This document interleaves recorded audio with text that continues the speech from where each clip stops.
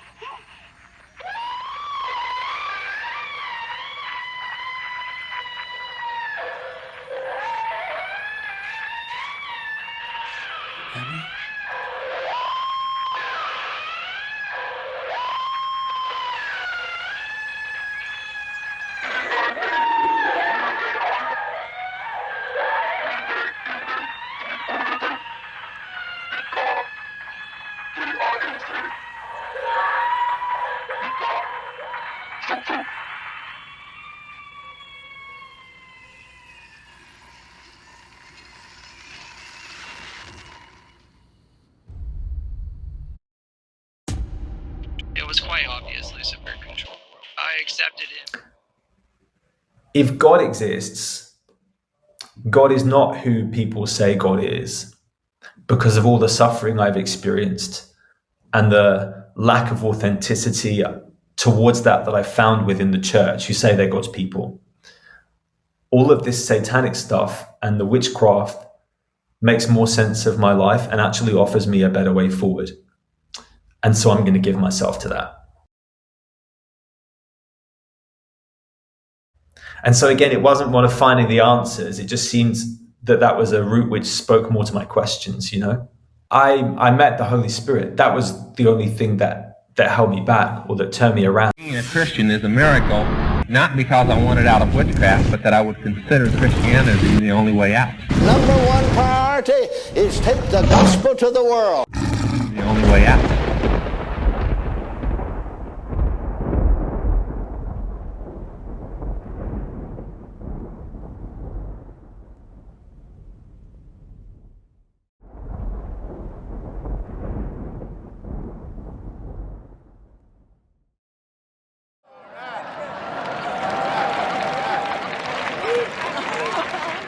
Question.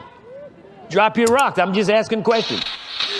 And then they look for it. Let me ask you this question, controversial question. Go ahead. White people being accepted, or I would say, becoming a part of African spirituality system. All right, on page 221, Mr. Muhammad states under the heading, I quote, land of our own and qualifications, the unity of 22 million, there is no hope for us in Christianity, It is a religion organized by the enemies, and then in brackets, the white race, the enemies of the black nation, to enslave us to the white race's rule. End of quote. What? I'm Precious. This is my husband, Miles, and he's pregnant. Popped. The masculine version of pregnant. Oh my God. We're having a baby. Anybody remember that? Now follow the thinking on this. According to the Hadith, Muhammad was white. Now, if white is of the devil, why would a black person want to leave a so-called white Jesus to serve a white Muhammad? In the Hadith, volume 1, number 3, the book of knowledge, chapter 7, number 63, page 54. Quote, narrated Anas bin Malik, Anas bin Malik. This is one of Muhammad's very close associates. Okay? Quote, narrated Anas bin Malik. While we were sitting with the Prophet in the mosque, a man came riding on a camel. He made his camel kneel down in the mosque, tied its forelegs together, and then said, quote, who amongst you is Muhammad? At that time, the Prophet was amongst us, his companions, leaning on his arm. We replied, quote, this white man reclining on his arm, end of quote. The man then addressed him, quote, O son of Abdul Muttalib, that's A-B-D-U-L, M-U-T-T-A-L-I-B. In the Hadith, volume 1, number 8, the book of Salat, that's S-A-L-A-T, which means prayer, chapter 27, number 385b, like in ball, on page 234, in reference to Muhammad being white. Quote, narrated Abdullah bin Malik, A-B-D-U-L-L-A-H-B-I-N-M-A-L-I-K. Narrated Abdullah bin Malik ibn Buhaina, that's I-B-N-B-U-H-A-I-N-A. See, I want to do this because whoever's going to look this up, I want you to be able to relate to these names. I'm telling you. When the Prophet prayed, prostrated, he used to separate his arms from his body so widely that the whiteness of his armpits was visible. Now, I'm a black man, and I'm not black. In other words, my color black is not as black as a black person can be. And when I take a shower and I'm putting my deodorant on, yeah, believe it or not, I do use deodorant. Anyway, when I put my deodorant on, I got to have my upper arm. My arm not white. Ain't white nowhere out here. The only thing that's somewhat white are my fingernails, but up here under my underarm, ain't white. Only folk that have white underarms are white folks. I'm sorry. Yes. What are your thoughts on that? Because voodoo is not limited to only Africans. Mm-hmm. Because the word voodoo is spirit. Okay. And then white people also have spirits in their land. Otherwise, they don't have the word spirit. Right. They do. Then we teach them the ancestral practices of their day, because the white man is not coming to worship my ancestors. He's going to worship his own ancestors. Okay. So we just telling people how to have a connection with your ancestors, because my ancestors is not a white man, and a white man cannot come in. Let me ask you this. End of quote. In the Hadith, volume 1, number 8, the book of Salat, prayer, chapter 12, number 367, page 224. Quote, narrated Abdul Aziz, that's A-B-D-U-L-A-Z-I-Z. Anas said, S-A-N-A-S, Anas said, quote, when Allah's messenger invaded Khyber, That's Khaibar. We offered the, now I ain't even gonna try this one, it's F-A-J-A, F-A-J-R. That's a certain kind of prayer. We offered the F-A-J-R prayer. There, quote in brackets, early in the morning, when it was still dark, the prophet rode and Abu Talha, that's A-B-U-T-A-L-H-A, rode too. And I was riding behind Abu Talha. The prophet passed through the lane of Khaibar quickly, and my knee was touching the thigh of the prophet. He uncovered his thigh, and I saw the whiteness of the thigh of the prophet. End of quote.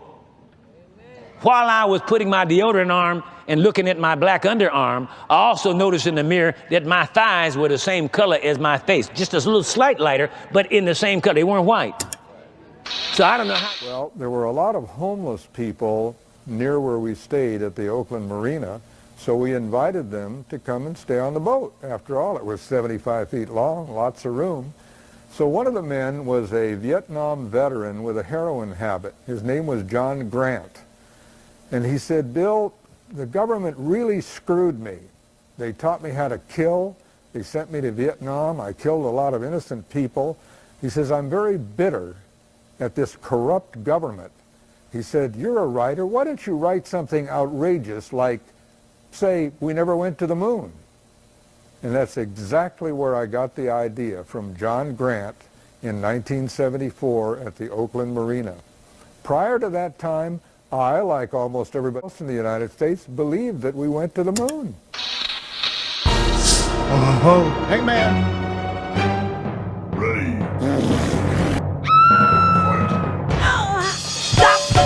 Man. See, you play too much. Hey, chill. I tried that already. Hey, chill. We are prepared to redefine marriage so that it can suit this latest criteria.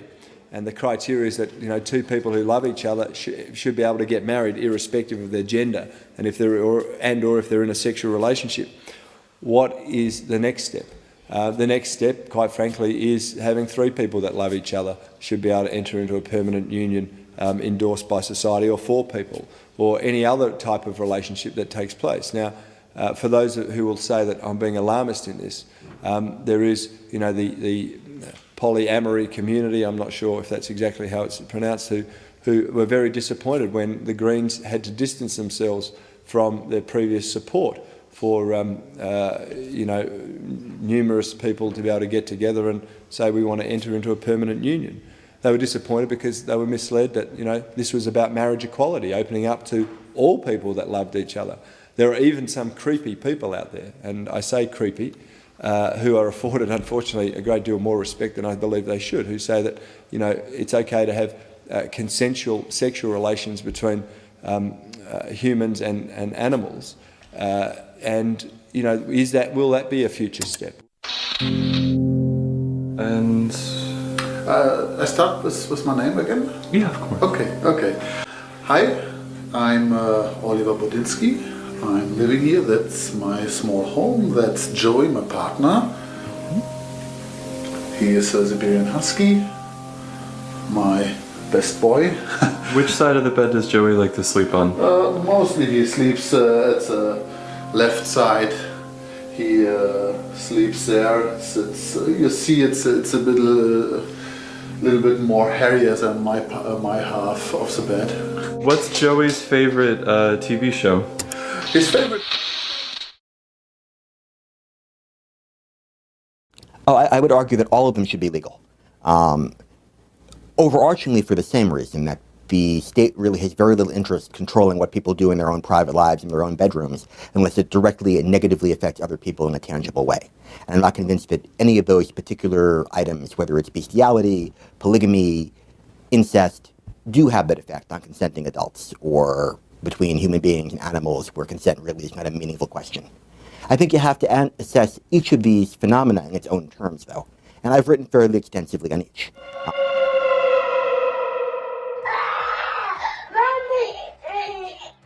you ever wondered if you were living in a haunted house?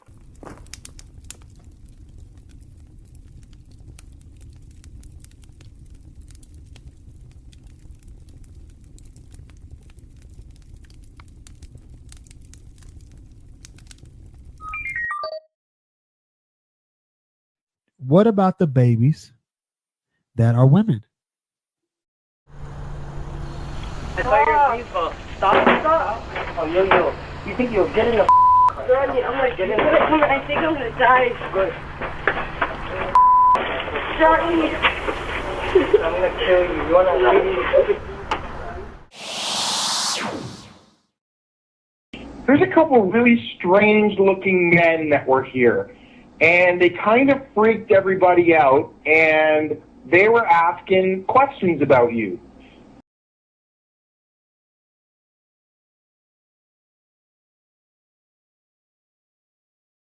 Toddlers were allegedly sexually assaulted in a bathroom at the Galleria by multiple men. One of the men was a mall employee. Fox 26's Natalie He is joining us now live from the Galleria with the disturbing details. Natalie. Well, Anthony, court documents reveal that there were up to 7 men involved in the sex assault. It apparently happened at one of the public bathrooms here at the Galleria Mall. And tonight, one local organization has an important message for parents. The FBI has arrested Arthur Hector Fernandez III and charged the 29-year-old with sexual exploitation of children. Fernandez is pictured here on his private Instagram with the username Allegedly Hector.